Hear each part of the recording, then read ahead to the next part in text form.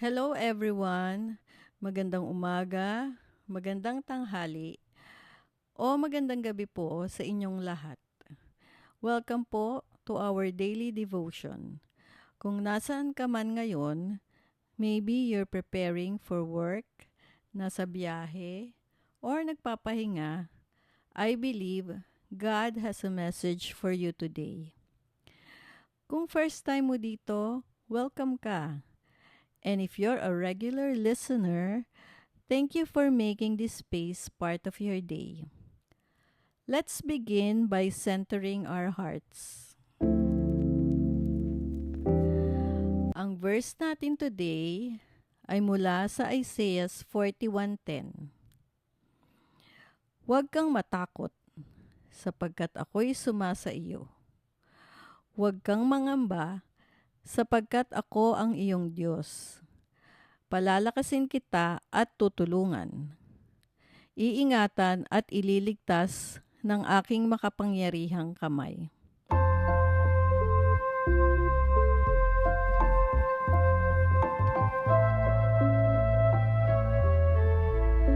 Grabe no?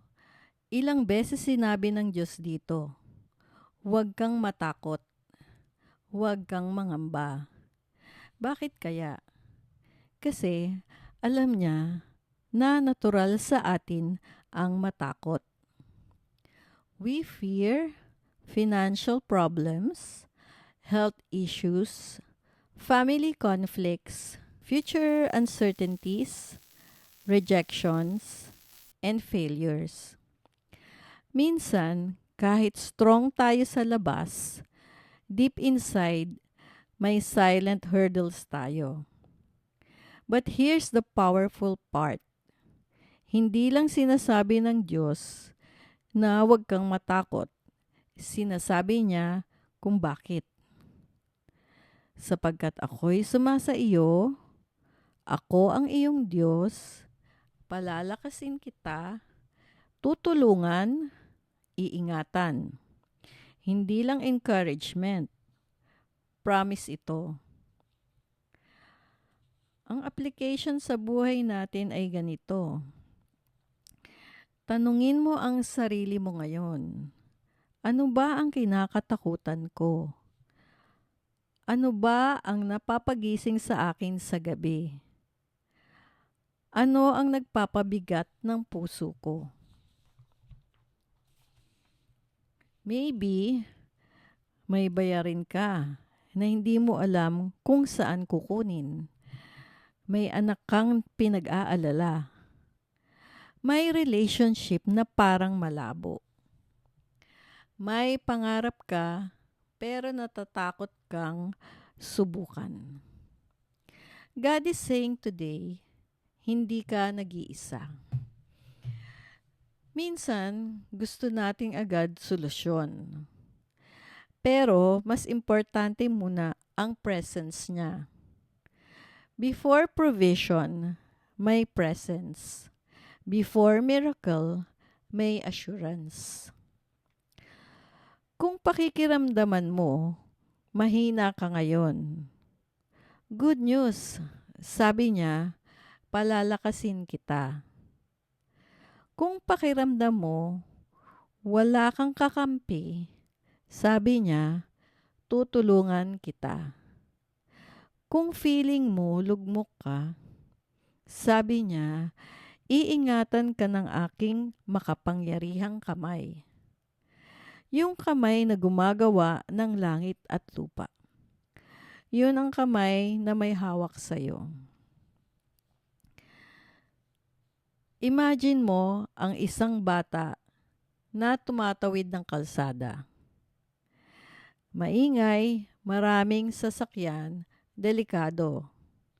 Pero hawak niya ang kamay ng tatay niya.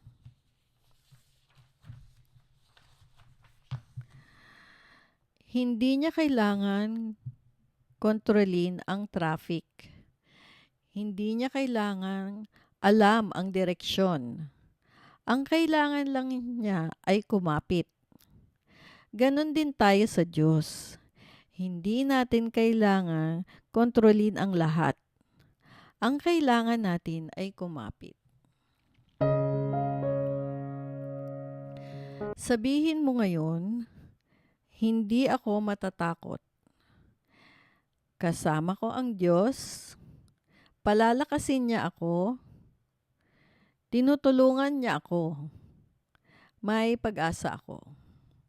Amen. Manalangin tayo.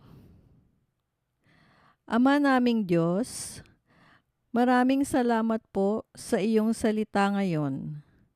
Salamat dahil pinaalalahanan mo kami na hindi kami nag-iisa.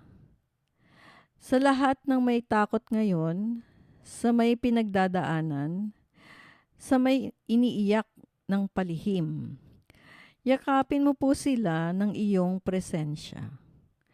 Palakasin mo ang mahihina. Bigyan mo ng kapangyarihan ang mga balisa ang isip. Tulungan mo kaming magtiwala kahit di namin nakikita ang buong plano mo. Maraming salamat dahil hawak mo kami ng iyong makapangyarihang kamay.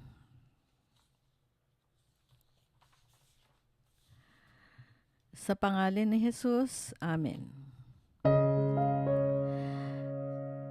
If this devotion blessed you today, feel free to share this love or episode sa mga kaibigan mo na kailangan ng encouragement. Comment down below, kasama ko ang Diyos. See you again tomorrow for another daily devotion. God bless you and remember, huwag kang matakot.